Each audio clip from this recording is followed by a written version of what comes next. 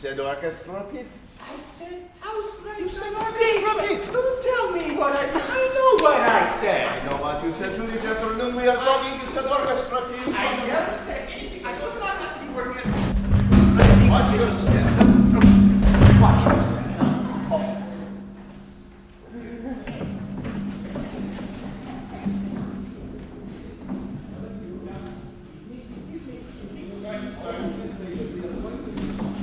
That was my shin. I'm so sorry.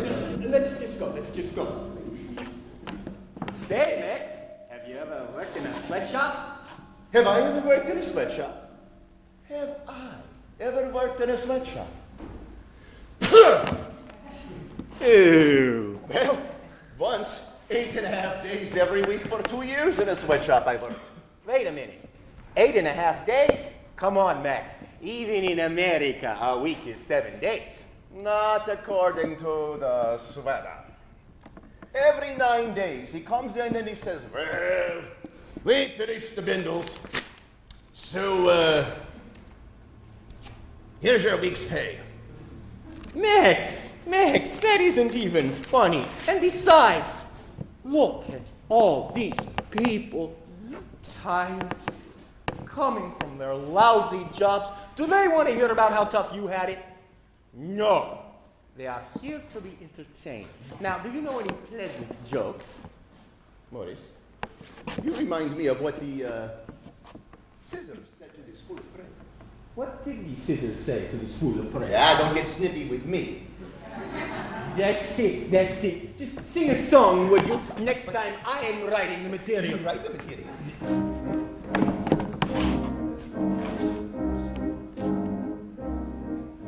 Stooping in the gloom in a tiny crowded room, passing breaking threads through our hot machines.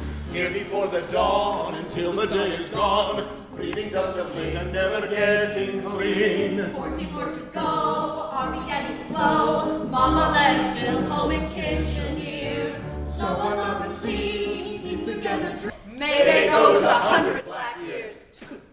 So, I'll see you girls at 9 tomorrow at Triangle.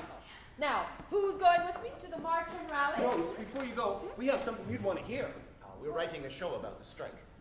Really? Guys, there isn't time right now. She can announce it at the rally. It's too big of a chance to pass up. Could be our big chance. That's all you guys ever think about. Your big chance, your big chance. Yeah, and so? It'll have songs. It'll have romance. It can help the strike. You can announce it at the rally. It's called So What, spelled S-E-W. Tell us the story of So What. We only thought of it last night at the meeting, so give us a couple of days. So long as they win the strike in the end. How about a little song from the show? Oh, 2 minutes? 2 minutes only? Guys, Rose has a huge strike on her mind. I'd love to hear a song from your show. It's okay, Sadie. It might help. The song is called Green. It'll be the beginning of the show when the heroine has just arrived in New York.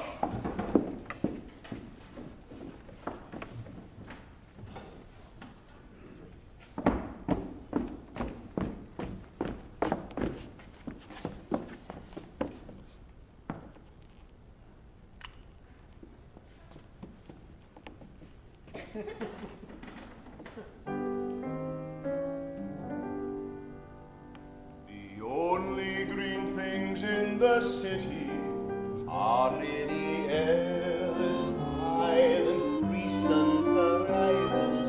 They wander the streets, blinking their eyes in confusion, amazement, complete surprise at the crowds, The noise.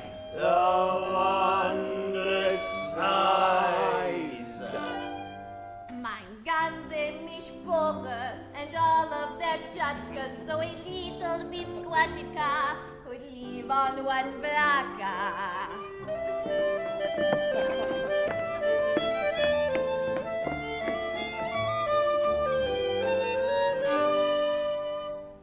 Before they catch on, Before they catch on. Before they catch on to survival.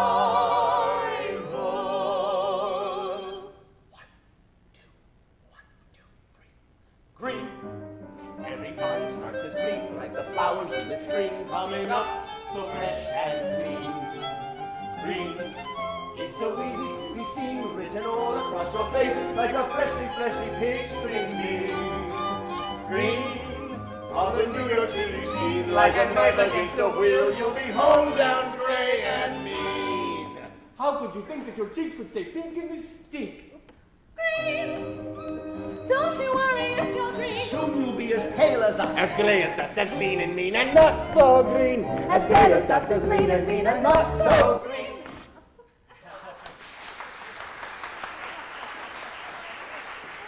Mean? How could you say mean? You are the least bit mean. I don't believe a word you say. Good. Already she is learning. Don't believe a word anybody says.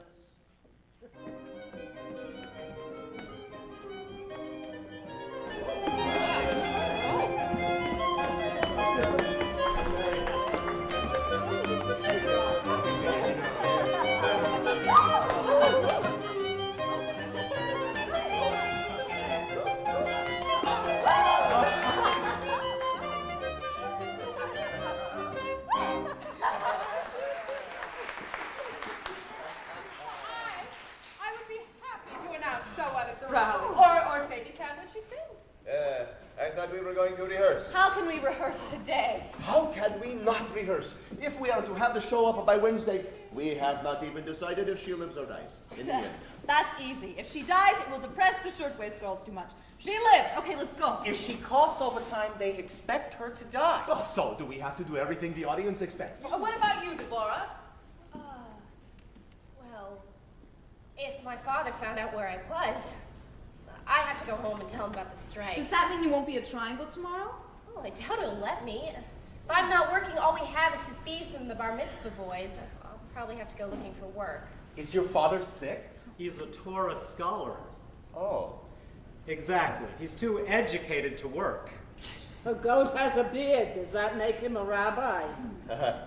But the goat may think he's a Yeah. Good luck. It's important what you're doing for all workers.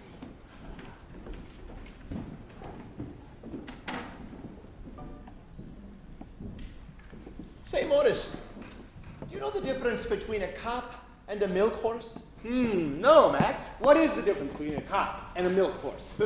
For help in an emergency, I am never sending you.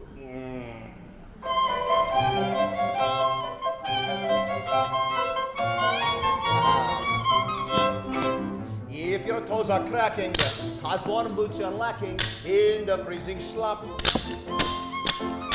Your toes will soon be coiling, your blood will soon be boiling, depend upon a cop. To chase you, depend upon a cop. To chase you, disgrace you, depend upon a cop.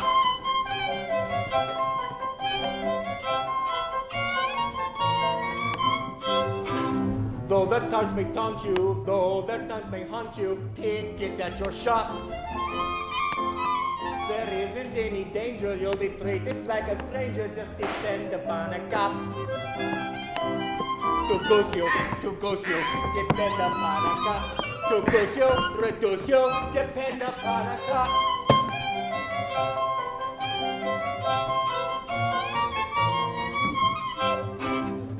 Your hat gets stolen, and the snow is golden, and your head's an icy mop. You won't be left to snivel in the wet and stormy drivel, just depend upon a cop. To pin you, depend upon a cop. To pin you, depend upon a cop.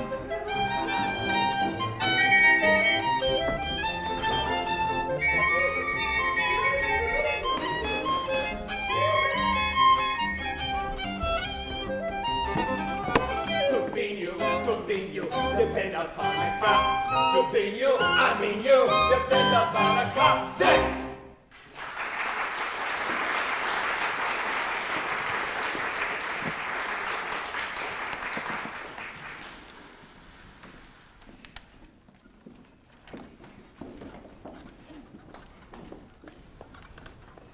Did they have a trial? A hearing before a Judge Olmsted. By that time, Rose and I were there. You are on strike against God and nature. God and nature. So, God and nature, is that all? Big deal. What kind of a thing is that to say? The scriptures state clearly that God ordained that man must earn his food by the sweat of his brow. I doubt if his brow ever had any sweat. What their hours are, he probably has no idea, or their pay. Well, if he does know, doesn't he care? Not an ounce of human emotion. $15 each they had to pay. $300 a day. These fines are already costing us, Rose says. That would be part of their strategy. Happy Thanksgiving, everyone. All Your right. father let you come? He kind of thinks I'm job hunting. Job hunting. At least, I thought that's where I was going. Well, eating this dinner is going to be a job. Do you think it's lying if you think you're telling the truth and it turns out you're not? He wasn't mad you were arrested? Oh, he was mad. I had to swear on the Torah I would never again go near a strike line. Is Yampolsky's anywhere near the strike line? We are blocks from there. We're having the official American Thanksgiving. Turkey, 2 kinds of pie, pumpkin and apple, gefilte fish, everything. Not in that order, probably. I thought I'd put the gefilte fish on the table, and then I'd bring in the turkeys after we have a prayer, and then I'd bring in the rest of the food. Already a prayer for Thanksgiving. Is it in Hebrew or Yiddish? Or maybe English? This is America. No, Miriam told me at the butcher. You're thankful, so you make it up. Everybody makes up their own. A prayer, they didn't tell us what book it's in. How do they know God will listen? Oh, Rose. I brought someone special to meet you. May I present Mrs. O.H.P. Belmont of the Women's Trade Unions League. Mrs. Belmont, this is the cafe owner, Mr. Yampolsky. How do you do? And his grandmother, Mrs. Perlmutter. How do you do? Mrs. Belmont wanted to meet some of the girls that were arrested. This is Miss Sadie Salzman and Miss Deborah Gladstein, who've been through the whole horrible process. Miss Salzman. Miss Gladstein.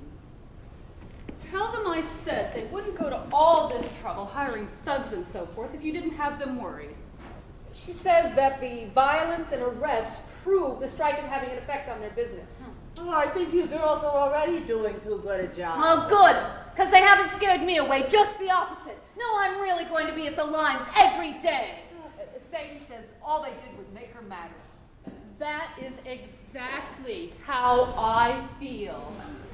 Great. She finds out it's dangerous, so naturally she has to be there every day without fail. I didn't know you cared. About so what? You didn't think I cared. Sadie is also a wonderful singer, and she and these young men are a troupe that has a show about the strike. Really? Possibly she could sing at the tea. Go ahead, ask the girls if they'll come. Mrs. Belmont has a plan for getting more observers to the picket lines to scare the cops into behaving. She's going to give a big tea, and she wants you to come and tell about the hat and the jail cell and the judge. Me? Well, you and Deborah. She wants to get more monitors, and she thinks if they hear your story at her club, we'll get some volunteers. I think you'll enjoy it. It's a big, fancy place, and they'll have wonderful food, I'm sure. How can we go in these clothes? That's right. The prostitute stole my hat. They're worried about their clothes. The less they look like they have any money, the better. She says that under the circumstances, they'll certainly understand. If these are their best things, then we're sure to convince the club members that the strikers need help. She says, don't forget how much the jail fines are costing us. Well, if it would help the other shirtwaist girls get out of jail, we would do it, wouldn't we, Sadie? Maybe we can bring back some food, too? I don't see why not. They are agreeable. Delightful. Thank you so much. Sadie, why don't you ask Mrs. Belmont if she would like to share our Thanksgiving? Would you like to stay for dinner, Alva? How very kind of you, but actually, I should be getting home as I shall have a house full very shortly. She says thank you very much, but she's expecting company and has to get going. It was lovely meeting you all. See you at headquarters at 8 a.m., Rose. It was lovely meeting you, Bobby. Look at her automobile. Did you see the beading on her dress? And the ribbons on her hat? That is a Rolls Royce. Oh, well, now we know we're in America. When in Russia, do the uptown ladies monitor picket lines? They haven't done it yet. Oh, that's all right. In Russia, they're not even talking about it. Why doesn't Mrs. Belmont just pay all the fines if she's so rich? Well, I think she's saving her money for helping women get the vote. She thinks women should vote? That lady? Oh, for God's sake. Yeah, you know what they say now. Rich people are always just a little bit eccentric. Good for her. Yeah, she thinks if women voted, the laws would be more fair. So do I. You do? Well, I'll tell you, if she would sell just a few of her furs, then she could pay all the fines and still have money left over for any little crazy thing she wanted. Even in America, some people are loaded and some people aren't. Well, that's okay, too, because today we are loaded. We have loads of food and loads of friends. Yes. The reason Yitzhak chose to be a restaurateur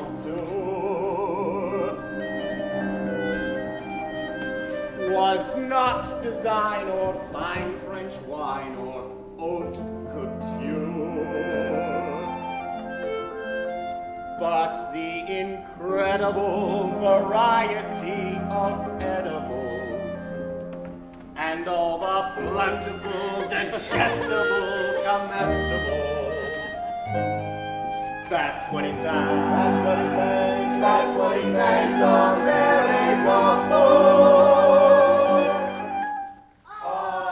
America is loaded with fruits and nuts. America has bologna in all the cuts. If you're looking for a chicken, they're all over Delancey Street. On Hester, there's hundreds of sweet things wrapped up pretty and neat. In the Goyish Marge of Broadway, there are crabs and pigs by the feet. America is the land of fruits. America is the land of nuts. America is the land of fruits and nuts. Get it in your noodle if you hope that food'll come your way. America is the land of fruits and nuts.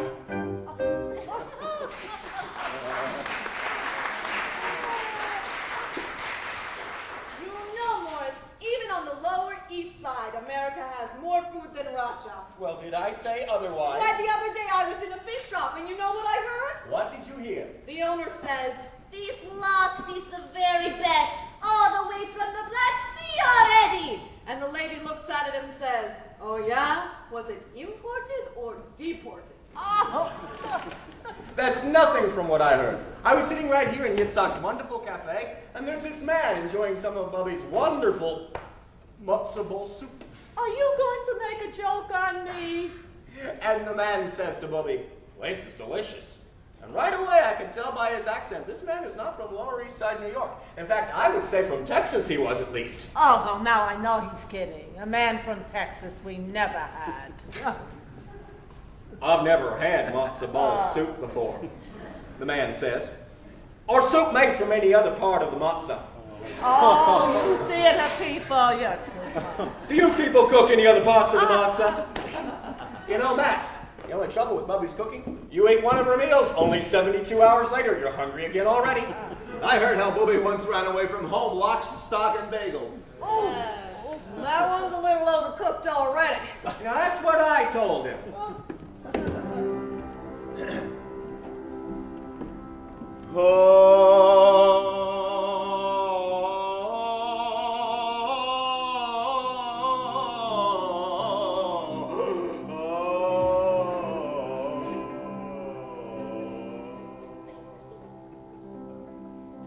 The reason Yitzhak brought his Bobby here to town was not the family history or her vast renown, but all her clever culture, culinary concoction, and her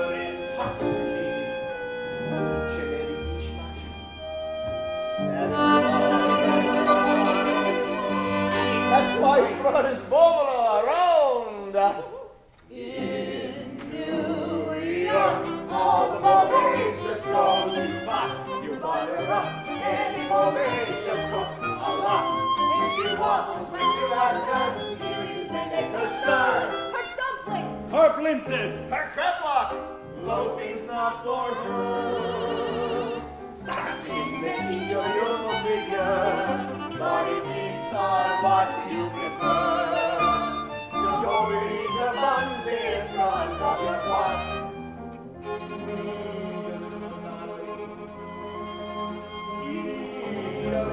Darling, you're too skinny, darling. If what you need is a feast to make your day, your woman needs to come and cook and stay. La la la la la la la la la.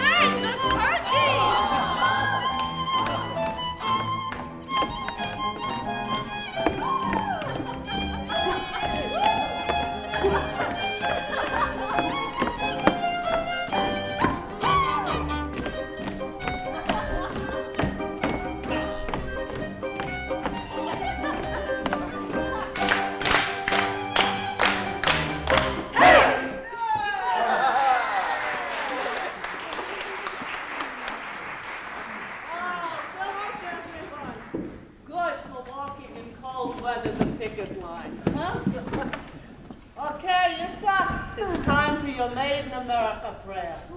For a prayer, I am the wrong one to ask. You should do it, the oldest. Besides, you know what they say. If prayer did any good, they would pay people to do it. Aha, but they do pay people to do it. Wait. I have an American idea for Thanksgiving prayer. Everybody says one thing they're thankful for, and then we all say amen. Yeah, I'll go first to give you the idea. I am most thankful that I get to work with such wonderful, funny, determined people like all of you. Okay, say amen. Amen. Oh, me? Mine is easy. I am so thankful that just when I thought I'd be living all alone in Kashmir, with all my family gone, my wonderful grandson sent me a ticket for the boat, and here I am, cooking and talking all day, just like one big party. Amen.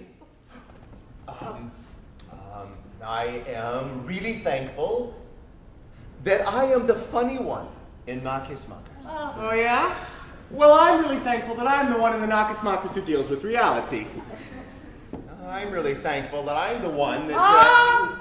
Amen. Amen. I'm really grateful for my feet, which came here all by themselves. Amen. I'm thankful that all the other parts of Devorah came along with her feet. Amen. I'm thankful for the strike. Right? Well, sure. We've been out in the middle of the day to see the sunshine and even the snow. And we've created a new show, and we've met some other girls, and we're going to Mrs. Belmont's fancy tea. And best of all, when it's all over, we'll have free time every single day. Amen. Amen, amen, Amen, amen, amen. Amen, amen, amen, amen, amen. Amen, amen, amen, amen, amen. Amen.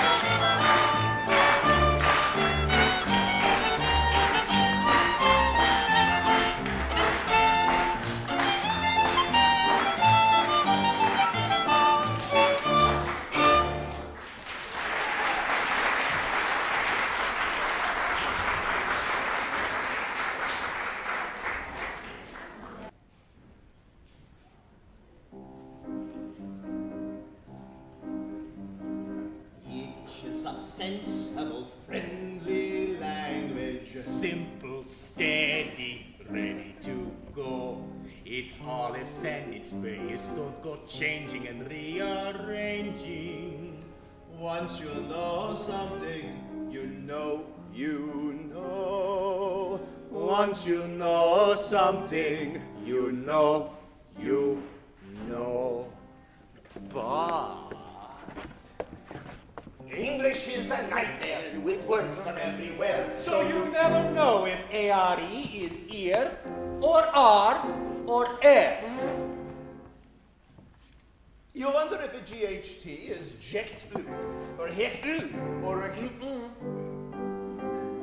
They have lots and lots of letters they pretend aren't even there. They have lots and lots of letters they pretend aren't even there. English is a language I wouldn't wish upon a czar. English is a language that has gone too far. English is a language that has gone too far. And English is my sugar. It changes from state to state. So you never know if potatoes are titers, or fries, or spuds. You wonder if a glass of beer is stout, lager, or suds.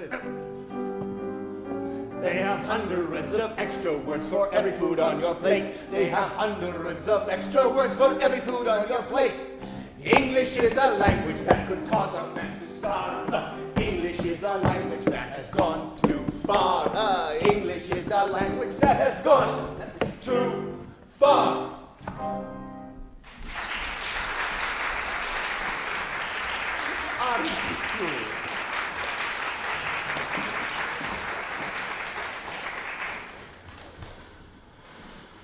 I wonder if any of their husbands own clothing factories. Oh, I doubt the wife of a clothing manufacturer would dare show her face at that tea. Hey, Morris, what do you get if you rub elbows with the rich? I don't know, Max. What do you get? A hole in your sleeve. Oh.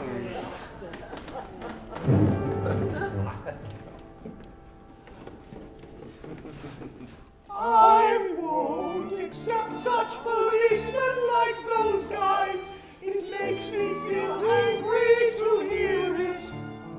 We'll speak to the mayor immediately, just assuming our husbands will clear it. Oi my, good gracious me. One feels just so helpless to hear a misery. One's head aches, and one's throat's a bit dry. Certainly we shall do something, what can we try? One needs tea with some sugar and cream. How about a stone with butter, jam, and potted cream? What relief finding we all agree. When you have a problem, have a glass tea.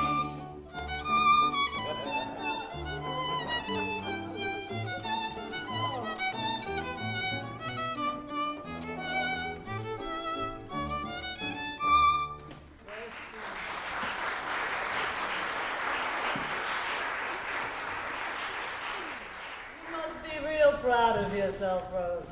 $1,300. Well, actually, I was hoping for a lot more.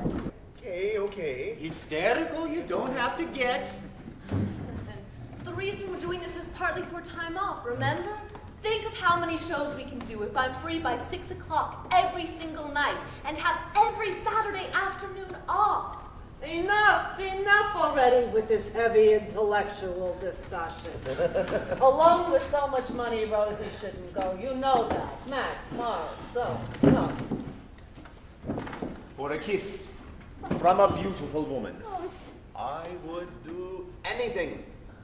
Darling, would you wait for me? Forever, dear. Come on, Rose. At least I'll be able to say I once walked next to $1,300. Well, Diana, if we're not back in 15 minutes, we'll write from Bermuda.